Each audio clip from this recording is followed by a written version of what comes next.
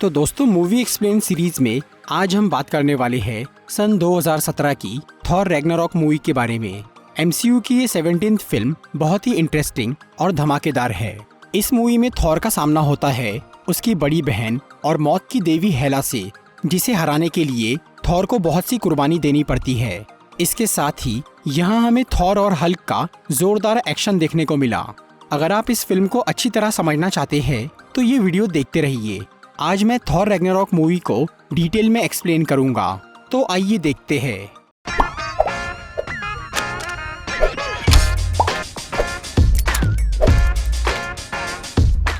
इस मूवी की story Avengers Age of Ultron के 2 साल बाद की है। एज ऑफ अल्ट्रॉन में जब वांडा ने अपने जादू से सबको उनका डर दिखाया था, तब थॉर को एक सपना दिखा था जिसमें उसे इन्फिनिटी स्टोन्स नजर आए थे और एसगार्ड की बर्बादी दिखी थी। वो सपना असल में भविष्य की एक झलक थी, जिससे थॉर को ये समझ में आया था कि कोई शख्स इन्फिनिटी स्टोन्स के पीछे पड़ा है और वो उनका गलत इस्तेमाल करना चाहता है। इसलिए थॉर ने बाकी इन्फिनिटी स्टोन्स को ढूंढना शुरू कर दिया था ताकि वो दुश्मन के हाथ न लग सके। लेकिन 2 साल की खोज के बाद भी उसे कोई भी इन्फिनिटी स्टोन नहीं मिला। इसी दौरान थॉर को फिर से एसगार्ड की बर्बादी के सपने दिखने लगे और इस बार उन सपनों में उसे सर्टर नाम का एक राक्षस भी दिख रहा था जो कि एसगार्ड को तबाह कर रहा था। थॉर का ये सपना भविष्यवाणी थी रैग्नारॉक की। रैग्नारॉक यानी एसगार्ड का अंत, जो कि सर्टर के हाथों होने वाला था। 5000 साल पहले जब ओडिन को इस भविष्यवाणी के बारे में पता चला था, तब उन्होंने रैग्नारॉक को रोकने के लिए सर्टर से लड़ाई की थी और सर्टर से उसकी शक्ति का स्रोत इटर्नल फ्लेम छीन लिया था, जिसे ओडिन ने अपनी तिजोरी में रख दिया था। इटर्नल फ्लेम के बिना सर्टर बहुत कमजोर हो गया था, जिससे ओडिन को लगा कि उन्होंने रैग्नारॉक को रोक दिया। मगर वो भविष्यवाणी बदली नहीं थी, बल्कि एक दिलचस्प बात ये थी कि उस भविष्यवाणी में थॉर का भी जिक्र था कि वो रैग्नारॉक का कारण बनेगा। उधर थॉर को जब बार बार वो सपना दिखता है तो वो उसका मतलब समझने के लिए सर्टर के प्लेनेट मुस्पेलहाइम पर चला जाता है और वहाँ वो जानबूझकर सर्टर की पकड़ में आ जाता है। फिर जब थॉर उससे अपने सपने की बात करता है, तब सर्टर उसे रैग्नारॉक के बारे में बताता है और बोलता है कि जब वो अपना सर इटर्नल फ्लेम में डालेगा तो उसकी शक्ति बहुत बढ़ जाएगी और वो एसगार्ड को तबाह कर देगा। ये जानने के बाद थॉर सर्टर से लड़ना शुरू करता है और वो उसे मार के उसकी खोपड़ी अपने पास रख लेता है। दूसरी तरफ एसगार्ड में लोकी ओडिन के रूप में घूम रहा था। उसने 4 साल पहले मरने का नाटक किया था और फिर उसने ओडिन को धरती पर छोड़कर उनकी शक्तियां छीन ली थी ताकि वो वापस एसगार्ड न लौट सके, और तब से वो खुद ओडिन बनकर एसगार्ड में राज कर रहा था। लोकी ने हाइमडल को काम से निकाल दिया था क्योंकि उसे डर था कि वो उसकी असलियत न जान ले, और हाइमडल की जगह उसने स्कर्ज नाम के एक आदमी को बायफ्रॉस्ट का काम सौंप दिया था। उधर थॉर को सर्टर से ये पता चल गया था कि ओडिन एसगार्ड में नहीं है, इसीलिए वो जैसे ही वापस घर लौटता है तो वो तुरंत समझ जाता है कि वहाँ ओडिन के रूप में लोकी है। फिर वो लोकी का पर्दाफाश करके उससे ओडिन के बारे में पूछता है और तब लोकी थॉर को लेकर धरती पर जाता है, पर वहाँ उन्हें ओडिन नहीं मिलते क्योंकि वो एक अलग जगह पर रहने चले गए थे। इसी दौरान डॉक्टर स्ट्रेंज को ये पता चल जाता है कि थॉर और लोकी धरती पर आए हैं, और क्योंकि डॉक्टर स्ट्रेंज दूसरी दुनिया के खतरों पर नजर रखता था, इसीलिए वो लोकी को अपने जादू से गायब कर देता है और थॉर को अपने सैंक्टम में मिलने के लिए बुलाता है। फिर थॉर सैंक्टम में जाता है और वो डॉक्टर स्ट्रेंज को बताता है कि वो बस ओडिन को ढूंढने के लिए धरती पर आए हैं। ये जानने के बाद डॉक्टर स्ट्रेंज उसकी मदद करता है और अपने जादू से ओडिन को ढूंढता है, जो कि नॉर्वे में थे। फिर वो थॉर और लोकी को उनके पास भेज देता है। थॉर और लोकी ओडिन को घर वापस ले जाना चाह रहे थे, पर ओडिन उन्हें बोलते हैं कि अब उनकी मौत नजदीक आ चुकी है और उनके पास वक्त नहीं है। इसका रीजन ये था कि ओडिन काफी बूढ़े हो चुके थे और वो कई साल से एसगार्ड से दूर थे, इसीलिए उनकी शक्ति बहुत कम हो गई थी। फिर ओडिन थॉर और लोकी को बताते हैं कि उनके मरने के बाद हेला नर्क से आजाद हो जाएगी। हेला ओडिन की पहली संतान और थॉर की बड़ी बहन थी, जो कि बहुत ही शक्तिशाली थी। थॉर के जन्म से बहुत पहले ओडिन ने हेला की मदद से कई सारी जंग लड़ी थी और उन्होंने 9 ग्रहों को जीत लिया था। 9 ग्रहों पर जीत हासिल करने के बाद ओडिन शांति से जीना चाहते थे, पर हेला को ये मंजूर नहीं था। वो पूरे ब्रह्मांड पर कब्जा करना चाहती थी। इसी वजह से ओडिन और हेला में दुश्मनी हो गई और जब हेला किसी भी तरह नहीं रुकी तो ओडिन ने उसे नर्क में भेज दिया और अपनी शक्ति से उसे वहीं कैद कर दिया।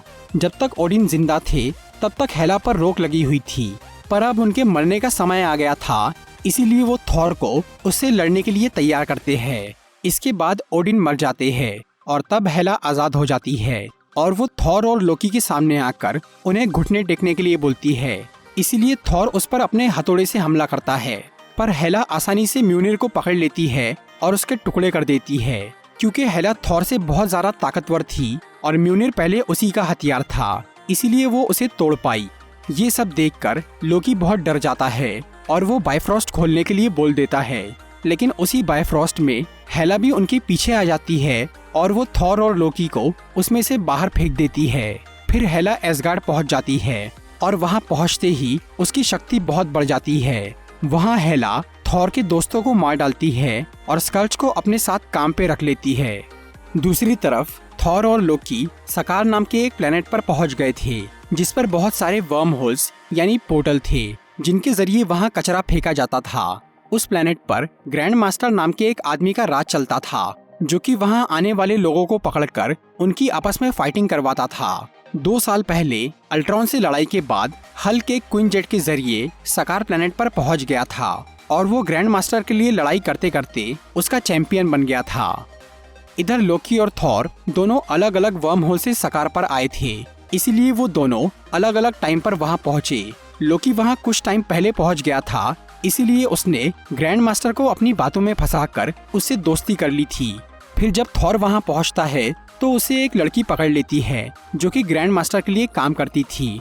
वो लड़की असल में एसगार्ड की एक वॉरियर थी, जिसे वेलकरी कहा जाता है। कई साल पहले ओडिन ने वेलकरी की फौज को हेला से लड़ने के लिए भेजा था, लेकिन हेला ने उन सबको मार डाला। उनमें से सिर्फ एक ही वेलकरी बच गई थी, जिसे अपनी साथियों की मौत का बहुत अफसोस हुआ था। इसीलिए वो अपना गम भुलाने के लिए एसगार्ड छोड़कर सकार पे आ गई थी। फिर वेलकरी थॉर को एक मशीन के जरिए कंट्रोल करके उसे ग्रैंड मास्टर के हवाले कर देती है, जो कि थॉर को अपना फाइटर बना लेता है। दूसरी तरफ हेला जब एसगार्ड में अपनी हुकूमत शुरू करती है तो वहाँ की आर्मी उसका विरोध करती है, इसीलिए हेला उन सबको मार डालती है। हेला का मिशन था पूरे ब्रह्मांड पर कब्जा करना, लेकिन इस काम के लिए उसे एक फौज की जरूरत थी, और क्योंकि अब एसगार्ड की आर्मी खत्म हो चुकी थी, इसलिए हेला अपनी पुरानी फौज, जिसके सिपाही बहुत पहले ही मर चुके थे, उन्हें जिंदा करने का फैसला करती है। उन सिपाहियों की लाश महल के नीचे दफन थी, जिसमें हेला का एक बड़ा सा भेड़िया भी मौजूद था। उन्हें जिंदा करने के लिए हेला सर्टर की इटर्नल फ्लेम का इस्तेमाल करती है। इटर्नल फ्लेम से वो सब फिर से जिंदा हो जाते हैं और हेला के मकसद में शामिल हो जाते हैं। उधर सकार प्लेनेट पर थॉर की दोस्ती कॉर्ग नाम के एक एलियन से होती है, जो कि थॉर को ये बताता है कि जिस लड़की ने उसे पकड़ा था वो एसगार्ड की वेलकरी है। इसीलिए थॉर वेलकरी से बात करके उससे मदद मांगता है, पर वो उसकी बात नहीं सुनती। इसके बाद थॉर को लड़ाई के लिए तैयार किया जाता है। फिर जब थॉर लड़ाई के मैदान में पहुंचता है तो वहां वो हल्क को देखकर बहुत खुश हो जाता है और वो उससे बात करने की कोशिश करता है, लेकिन हल्क अब उस जगह का चैंपियन बन चुका था, इसीलिए वो थॉर की बातों पर ध्यान नहीं देता। वो बस उसे हराकर वहां का चैंपियन बना रहना चाहता था, इसीलिए वो थॉर पर हमला करने लगता है। फिर थॉर भी उससे लड़ना शुरू करता है। फिर जब थॉर हल्क को हराने ही वाला होता है तो ग्रैंड मास्टर थॉर को उस मशीन से कमजोर कर देता है, जिससे हल्क जीत जाता है। बाद में जब थॉर हल्क से बात करता है तो उसे ये पता चलता है कि हल्क पूरे 2 साल से उसी रूप में है, क्योंकि उस प्लेनेट का माहौल ही ऐसा था जिससे हल्क हमेशा गुस्से और टेंशन में रहता था। इसीलिए वो वापस इंसान नहीं बन पाया और अब वो दोबारा ब्रूस बैनर बनना भी नहीं चाहता था। वो बस हल्क बनकर उसी प्लेनेट पर रहना चाहता था। पर थॉर वापस एसगार्ड जाना चाहता था ताकि वो हेला को रोक सके, इसीलिए वो हाइमडाल से बात करने की कोशिश करता है। उधर हाइमडाल एसगार्ड की आम प्रजा को हेला से बचाने में लगा हुआ था। इसके अलावा उसने बायफ्रॉस्ट की तलवार भी चुरा ली थी, जो कि असल में बायफ्रॉस्ट की चाबी थी, ताकि हेला एसगार्ड से बाहर ना जा सके और ब्रह्मांड पर कब्जा ना कर सके। फिर जब थॉर उससे बात करता है तो हाइमडाल उसे अपनी शक्ति से दिखाता है कि एसगार्ड में क्या चल रहा है, और वो थॉर को जल्द से जल्द एसगार्ड वापस पहुंचने के लिए बोलता है। इसीलिए थॉर एक बार फिर वेलकरी से बात करता है और उसे बताता है कि हेला वापस आ गई है, पर वो इस बार भी उसकी बात नहीं सुनती और तब थॉर वेलकरी से वो मशीन छीन लेता है जिससे वो उसे काबू कर रही थी। फिर वो उस जगह से बाहर निकलकर उस क्वीन जेट तक जाता है जिससे हल्क सकार पर पहुंचा था और वो उस क्वीन जेट से वहां से भागने की कोशिश करता है। लेकिन तभी हल्क वहां आकर उस क्वीन जेट को तबाह करने लगता है क्योंकि वो नहीं चाहता था कि थॉर उसे छोड़कर जाए। और तब थॉर हल्क को रोकने के लिए नताशा की वीडियो रिकॉर्डिंग चालू कर देता है जिसे देखकर हल्क इमोशनल हो जाता है और वो वापस ब्रूस बैनर बन जाता है। फिर जब थॉर ब्रूस को समझाता है कि वो दोनों कैसे उस प्लेनेट पर पहुंचे और उनके साथ क्या क्या हुआ, ये सब सुनकर ब्रूस बहुत डर जाता है क्योंकि उसे लग रहा था कि हल्क उस पर हावी हो रहा है और अब अगर वो दोबारा हल्क बना तो वो कभी इंसान नहीं बन पाएगा। फिर थॉर ब्रूस को लेकर वहां से निकलने की तैयारी करता है। उधर ग्रैंड मास्टर को ये पता चल गया था कि उसके 2 फाइटर यानी थॉर और हल्क वहां से भाग गए हैं, इसीलिए वो वेलकरी और लोकी को उन्हें ढूंढने भेजता है। तभी अचानक लोकी को भी ये पता चल जाता है कि वो लड़की एसगार्ड की वेलकरी है, इसीलिए वो अपनी शक्ति से उसे उसकी पुरानी मेमोरी दिखाता है जिसमें वो हेला से हार गई थी। ये देखने के बाद वेलकरी भी हेला से बदला लेने का फैसला करती है। फिर वो लोकी को कैद करके थॉर और ब्रूस से मिलती है और उन्हें अपने घर पे ले जाती है। वहाँ वो सब सकार से निकलने का प्लान बनाते हैं जिसमें लोकी भी शामिल हो जाता है। फिर थॉर और लोकी ग्रैंड मास्टर का स्पेसशिप चुराने जाते हैं, लेकिन वहाँ लोकी थॉर को धोखा देकर उसे ग्रैंड मास्टर के हवाले करने की कोशिश करता है, पर थॉर उसे वेलकरी की उस मशीन से शॉक देकर उसे वहीं छोड़कर चला जाता है। दूसरी तरफ वेलकरी सकार के सभी कैदियों को आजाद करके उनसे बगावत शुरू करवा देती है ताकि ग्रैंड मास्टर उन्हें रोकने में बिजी हो जाए। फिर थॉर, ब्रूस और वेलकरी उस स्पेसशिप से एक बड़े वर्म होल में घुसते हैं और एसगार्ड के सफर पर निकल जाते हैं। उधर कॉर्ग और बाकी के फाइटर्स लोकी से मिलकर उसे आजाद कर देते हैं। फिर लोकी उन सब का लीडर बन जाता है और वो उन्हें एक स्पेसशिप में बिठाकर एसगार्ड के लिए रवाना हो जाता है। दूसरी तरफ हेला बायफ्रॉस्ट की तलवार हासिल करने के लिए एसगार्ड वासियों को मारने की तैयारी करती है और वो उस जगह तक पहुंच जाती है जहां हाइमडल ने सभी लोगों को छुपा के रखा था। लेकिन उसी वक्त थॉर और उसके साथी एसगार्ड में आ जाते हैं और फिर थॉर हेला से मिलकर उससे लड़ना शुरू कर देता है। उधर हाइमडल सभी लोगों को एसगार्ड से बाहर निकालने की कोशिश कर रहा था, लेकिन स्कर्ज और उसकी आर्मी ने उनका रास्ता रोक दिया था। तभी ब्रूस बैनर फिर से हल्क बन जाता है और वो उस भेड़िए से लड़ना शुरू करता है। फिर लोकी भी सकार के लोगों के साथ वहां आ जाता है और वो सब मिलकर हेला की फौज से लड़ते हैं। दूसरी तरफ थॉर हेला से हारने लगता है और हेला उसकी एक आग भी फोड़ देती है। थॉर को लग रहा था कि वो बिना हथियार के हेला को नहीं हरा सकता, लेकिन तभी अचानक उसे ओडिन का सपना दिखता है जिसमें ओडिन उसे समझाते हैं कि वो बिना हथियार के भी बहुत शक्तिशाली है। इसके अलावा वो थॉर को बोलते हैं कि एसगार्ड को बचाना उतना जरूरी नहीं है, बल्कि वहाँ के लोगों को बचाना ज्यादा जरूरी है। ये सब सुनकर थॉर का हौसला बहुत बढ़ जाता है और वो हेला से लड़ने के लिए अपनी पूरी शक्ति लगा देता है, लेकिन हेला पर उसका कोई खास असर नहीं होता।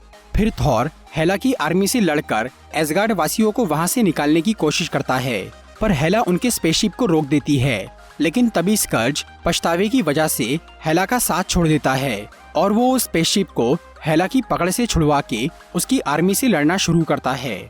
लेकिन फिर हेला स्कर्ज को मार डालती है।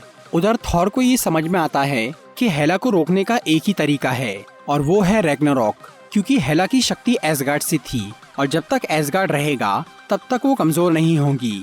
इसीलिए थॉर लोकी को बोलता है कि वो जाकर सर्टर की खोपड़ी को उस इटर्नल फ्लेम में डाल दे और तब लोकी ओडिन की तिजोरी में जाता है। वहाँ वो सबसे पहले टेसेरेक क्यूब चुराकर अपने पास रख लेता है। फिर वो सर्टर की खोपड़ी को इटर्नल फ्लेम में डाल देता है, जिससे सर्टर जिंदा हो जाता है और वो बहुत बड़ा बनकर एसगार्ड को तबाह करना शुरू करता है। तभी थॉर, वेलकरी, हल्क और लोकी उस स्पेसशिप से सभी एसगार्ड वासियों के साथ वहाँ से निकल जाते हैं। फिर हेला सर्टर को रोकने की कोशिश करती है, पर सर्टर उसे मार डालता है और वो पूरे एसगार्ड को बर्बाद कर देता है। इसके बाद थॉर एसगार्ड के लोगों और सकार के कुछ एलियंस के साथ स्पेस में निकल जाता है और अब सब लोग थॉर को अपना नया राजा मान लेते हैं। और क्योंकि ओडिन ने थॉर से कहा था कि वो नॉर्वे में नया एसगार्ड बसाए, इसीलिए वो सबको लेकर पृथ्वी की ओर निकल पड़ता है। मूवी के मिड क्रेडिट सीन में हमें दिखता है कि जब थॉर अपने साथियों के साथ पृथ्वी की तरफ जा रहा था तभी उनके स्पेसशिप के सामने एक बहुत बड़ा स्पेसशिप आ जाता है जो कि थैनोस का जहाज था।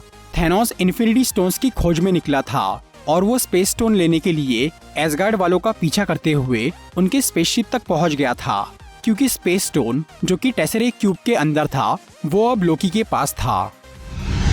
तो दोस्तों ये थी थॉर रैग्नारॉक मूवी की explanation video.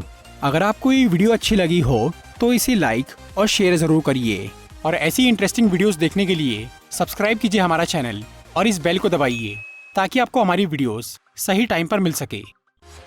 I'm walking alone, the streets are empty. The only thing I can see is my own silhouette. I'm getting stronger, step by step. The clock is ticking, but there's no time for me.